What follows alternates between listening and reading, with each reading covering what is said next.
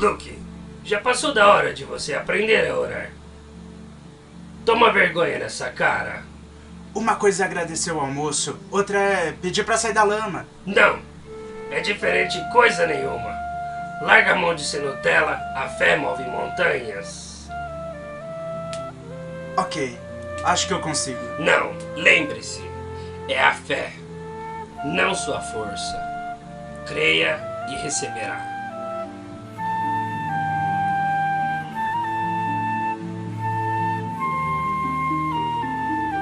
Senhor, abençoa a minha vida com riquezas. Que oração é essa, pai? Me dê muito dinheiro para que eu consiga ser milionário, ter carros, que você me dê fama. Em nome de Jesus, amém. Esse garoto não sabe de nada. Oração não funciona, é tudo mentira.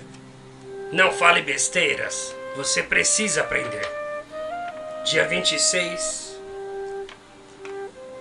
tem Noite da Fogueira da Gevi na Chácara da Tia Marta, às 19h30. Você precisa ir e orar sem cessar. Deus está com a gente em todo lugar e quer ouvir tua oração.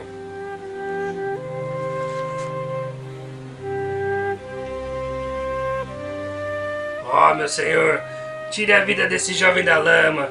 Faça-o entender que só orando em teu nome que as coisas vão se acertando, Senhor.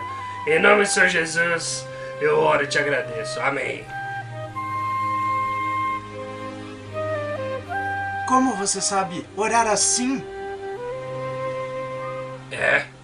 Eu fui na última noite da fogueira.